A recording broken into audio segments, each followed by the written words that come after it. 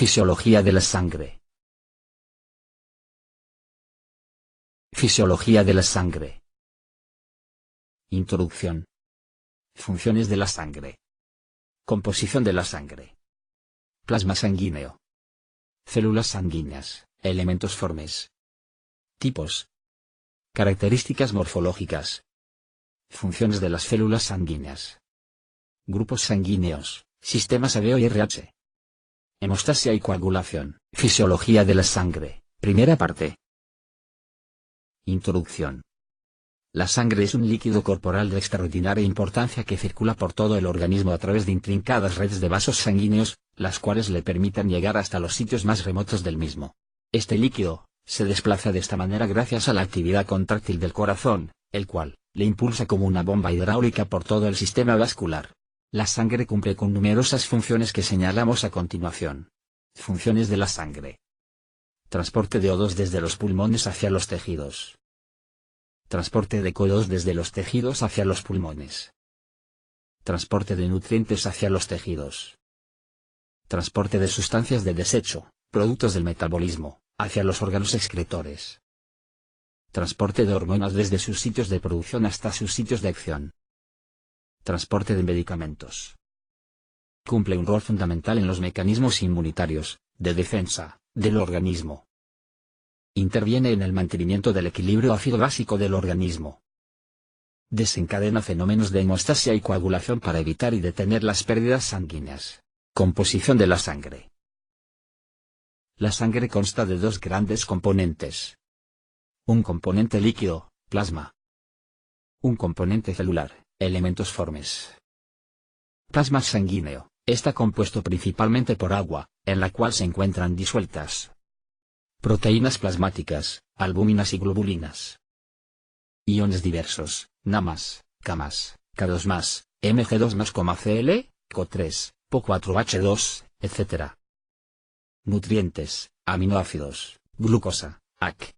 Grasos. Productos de desecho del metabolismo, urea, creatinina, AC. Úrico, CO2, etc. Hormonas. La animación que sigue muestra un resumen de lo que acabamos de exponer.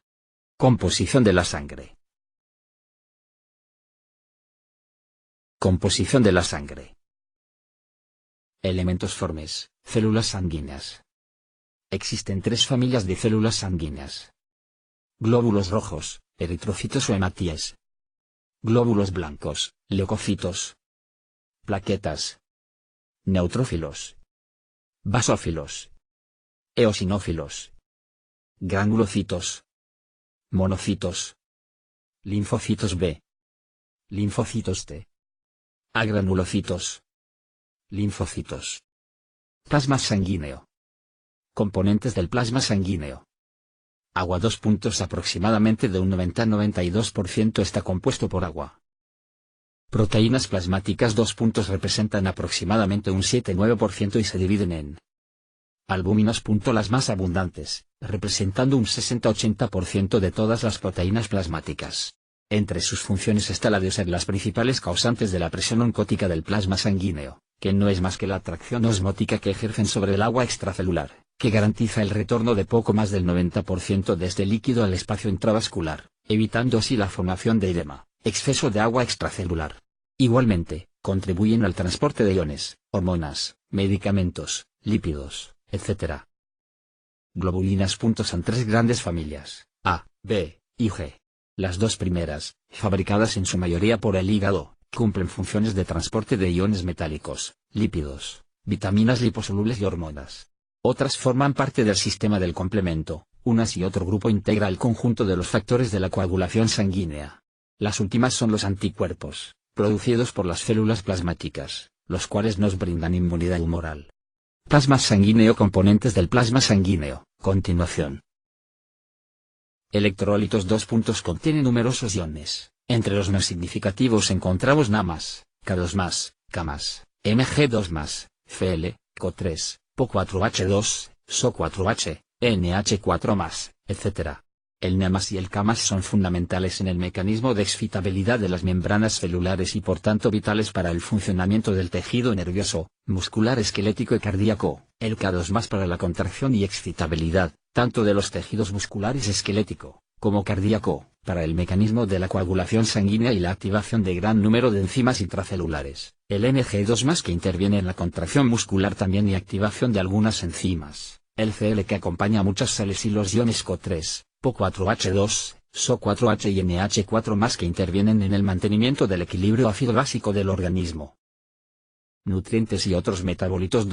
También encontramos nutrientes tales como glucosa, aminoácidos, ácidos grasos y productos de desecho como urea, creatinina, ácido úrico, etc. En la siguiente animación resumimos lo anterior. Plasma sanguíneo, composición. Células sanguíneas, elementos formes. En concordancia con lo que se expuso con anterioridad en el acápite de composición de la sangre, las células sanguíneas se dividen como sigue. 1. Glóbulos rojos, eritrocitos o hematíes. Neutrófilos. Granulocitos. Eosinófilos. Basófilos. Células sanguíneas. 2. Glóbulos blancos. Leucocitos. Monocitos. Agranulocitos. Linfocitos B. Linfocitos. 3. Plaquetas. Linfocitos T. Origen de las células sanguíneas. Tejido hematopoiético de la médula ósea. En el interior del canal central o medular de los huesos largos existe un tejido que da origen a las tres grandes familias de células sanguíneas. Ese tejido recibe el nombre de tejido hematopoiético de la médula ósea. Hemato igual sangre, poiesis igual formación. Está constituido por células multipotenciales, con gran capacidad de multiplicación y de diferenciación en distintas familias de células sanguíneas. Se denominan células madre de la médula ósea. Origen de las células sanguíneas.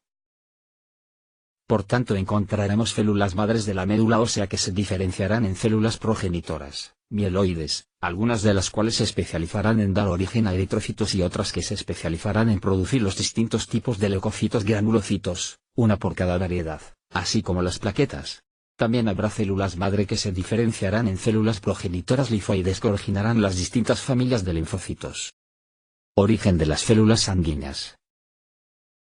Células madre pluripotenciales de la médula ósea originando las diferentes familias de células sanguíneas. Células sanguíneas. Glóbulos rojos. Características morfológicas y funciones. Son las más numerosas de todas las células de la sangre, siendo sus cifras normales entre 4,55 millones/mm3. Tienen forma de discos bicóncavos de unas 7-8 micras de diámetro. Son células sin núcleo, organelo que pierden al final de su proceso de formación y maduración en la médula ósea. Normalmente son extraordinariamente flexibles, pudiendo deformarse al atravesar finos vasos capilares para adaptarse al calibre de los mismos, siendo esto posible por tener proteínas especiales en su membrana como la espectrina. Glóbulos rojos. Glóbulo rojo con el característico aspecto de disco bicóncavo. MD. Barrido. Glóbulos rojos. Glóbulos rojos. Glóbulos rojos. Hemoglobina. Los glóbulos rojos contienen en su citoplasma un pigmento de color rojo llamado hemoglobina, Hb, al cual deben su coloración roja. Este pigmento es el que le confiere a los eritrocitos su función en el organismo, transportar el O2 desde los alvéolos pulmonares hasta los tejidos y retirar el 90% del CO2 desde los tejidos hasta los alvéolos pulmonares. Una molécula de Hb está constituida por una parte proteica, representada por la proteína globina, formada por 4 cadenas polipeptídicas, 2 cadenas A y 2 cadenas B, en amarillo y azul las primeras, en verde y rojo las segundas. La otra parte de la molécula de Hb no es proteica y se denomina grupo prostético M, formado por 4 anillos pirrólicos en el centro de los cuales se encuentra, unido por enlaces químicos, un átomo de C2+ en rojo y negro. Cada molécula de Hb consta de 4 grupos M, uno unido a cada cadena de globina. Molécula de hemoglobina. Glóbulos rojos. Grupo prostético en 2 puntos es precisamente en el grupo prostético M y especialmente en su átomo de C, donde radica la capacidad del Hb de combinarse hábilmente con el O2. En la figura mostramos los 4 anillos pirrólicos enlazados constituyendo el compuesto denominado protoporfirina X, que al unirse al átomo de Fe constituye el grupo prostético M. Cada grupo M es capaz de combinarse con una molécula de O2, por tanto cada molécula de Hb podrá transportar 4 moléculas de O2, una por cada átomo de Fe respectivo de cada M. Glóbulos rojos. Transporte de CO2 por la sangre. El CO2 producto del metabolismo tisular, figura de la izquierda, difunde fácilmente desde el interior de las células tisulares y a través de las delgadas células endoteliales de los capilares tisulares hacia el interior de los eritrocitos, donde existe baja presión de CO2 y alta de O2. Una parte del CO2 se combina con la globina del Hb y el resto reacciona con el H2O, en presencia de la enzima anhidrasa carbónica, presente en el eritrocito y en el plasma sanguíneo, dando origen a ácido carbónico, H2CO3, que inmediatamente se disocia en ion bicarbonato, CO3, e ion H+. De esta forma es transportado el CO2 por los glóbulos desde los tejidos hacia los alvéolos pulmonares.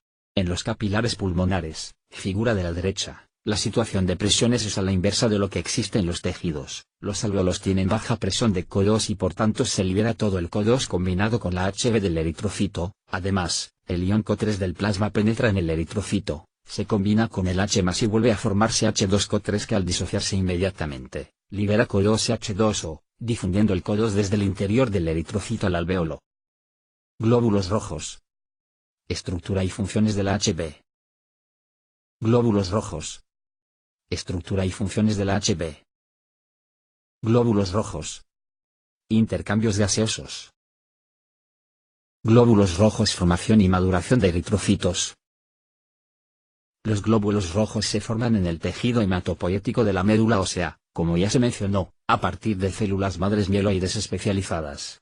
Durante este proceso de maduración el futuro glóbulo rojo va a atravesar diferentes etapas evolutivas. Obsérvese que el eritrocito maduro, extremo bajo, es una célula nucleada, pero que sin embargo en la mayor parte de sus estadios evolutivos previos sí posee núcleo. Durante esas etapas el DNA del núcleo orienta al retículo endoplásmico rugoso y demás organelos a producir todas las sustancias necesarias para poder vivir un promedio de 120 días, que es el promedio de vida de un eritrocito. Posteriormente, el eritrocito pierde su núcleo y retículo endoplásmico rugoso, convirtiéndose en un eritrocito maduro, sin núcleo, que vivirá por unos 120 días. Durante este proceso, conocido como eritropoiesis, los eritrocitos en formación necesitan de diferentes sustancias, sobre todo para la síntesis de su DNA, entre ellas son básicas la vitamina B12 y el ácido fólico, sin las cuales se desarrollaría anemia perniciosa. Glóbulos rojos. Formación y maduración de eritroctos. Continuación. Eritropoietina. Existe otra sustancia fundamental para la cabal y completa maduración de los eritrocitos en la médula ósea. Se trata de una hormona producida por el riñón mayormente, 90%, y en menor cuantía por el hígado, 10%, llamada eritropoietina. Si la eritropoietina deja de producirse o se disminuye anormalmente su producción, con el pasar del tiempo, la persona desarrolla una severa anemia. El riñón aumenta su producción de eritropoietina cuando el individuo está sometido a una atmósfera pobre en O2, como es el caso de vivir en lugares de altitudes muy elevadas, de forma tal que la médula ósea hiperestimulada por el aumento de eritropoietina circulante, resultado de la hipoxia, aumenta la producción de eritrocitos a fin de que el organismo incremente su capacidad de captación de O2. Glóbulos rojos. Ciclo de vida de los eritrocitos. Los eritrocitos producidos en la médula ósea son liberados a la sangre periférica, circulando por todo el organismo durante 120 días, momento en que ya los eritrocitos han consumido todas sus enzimas y por tanto no pueden reaprovisionarse de nutrientes ni producir nuevo material gastable, por tanto se tornan funcionalmente inoperantes. Entonces son fagocitados por los macrófagos de las paredes de los sinusoides, capilares sanguíneos, esplénicos y hepáticos, los cuales les destruyen. Los constituyen. Desde la Hb, liberados a la sangre, son completamente reciclados. Los aminoácidos de la globina son reutilizados en la síntesis de nuevas proteínas. El Fe liberado del M es transportado al hígado donde se almacena para su reutilización en la eritropoiesis y la protoporfirina X que restó del M es convertida en biliverdina y seguidamente en bilirrubina. Glóbulos rojos. Tal y como dijimos, el esqueleto o andamio de protoporfirina X que formaba parte del grupo prostético M, los 4 anillos pirrólicos, al cual estaba fijado el átomo de Fe, al quedar separado de este, como resultado de reacciones bioquímicas dentro del retículo endoplasmático liso del macrófago, es transformado por la enzima hemoxigenasa en un pigmento de color verde llamado biliverdina, pero rápidamente, mediante una sucesión de pasos bioquímicos, queda transformado en otro pigmento de color amarillo, la bilirrubina, el cual es liberado a la sangre uniéndose a las albuminas del plasma y constituyendo la llamada bilirrubina indirecta, que es transportada así, por la albúmina plasmática hasta el hígado. Allí, los hepatocitos captan esta bilirrubina indirecta, separándola de la albúmina e introduciéndola a su retículo endoplásmico liso, donde la conjugan, la unen, con dos moléculas de ácido glucurónico, mediante la enzima glucuroniltransferasa, convirtiéndola así en bilirrubina directa, pigmento de color verde amarillento, que es segregado entonces por el hepatocito hacia el canalículo biliar, incorporándose así a la bilis, a la cual le otorga su color característico. Glóbulos rojos, metabolismo del hierro en el organismo. Absorción, transporte y almacenamiento del hierro. Los alimentos que constituyen fuentes abundantes de hierro fácilmente absorbibles son básicamente las carnes y vísceras, que poseen hierro M en su composición formando parte de la HB de la sangre del animal y de la mioglobina, una proteína especial presente en las fibras musculares, carne, del animal. Existen vegetales de alto contenido en hierro también, pero este no está formando compuestos M, por tanto no resulta tan bien absorbido como en el caso del hierro M de los productos cárnicos. Glóbulos rojos. El hierro es absorbido en el intestino delgado, y ayuno y león, pero para ello debe combinarse con una proteína B globulina producida por el hígado, llamada apotransferrina, que es excretada por este órgano hacia el duodeno formando parte de la bilis. La combinación de apotransferrina más Fe forma un nuevo compuesto, la transferrina intestinal, que resulta absorbida por pinocitosis por las células de la mucosa intestinal. Desde estas células, el Fe de la transferrina intestinal es transferido hacia el plasma de los capilares sanguíneos intestinales, en donde se une de nuevo a apotransferrina que existe también en el plasma, apotransferrina plasmática, constituyendo así la transferrina plasmática, siendo transportado el Fe de esta forma, por todo el organismo. Todos los tejidos recibirán cantidades de Fe para la producción de enzimas de la cadena respiratoria, citocromos, hiperoxisomales, catalasas, pero sobre todo las células de la médula ósea eritropoyéticas, así como los hepatocitos, en donde quedará almacenado, unido a otra globulina, la apoferritina. La combinación apoferritina más Fe origina la ferritina, que es la forma en que se almacena el Fe en el organismo como reserva.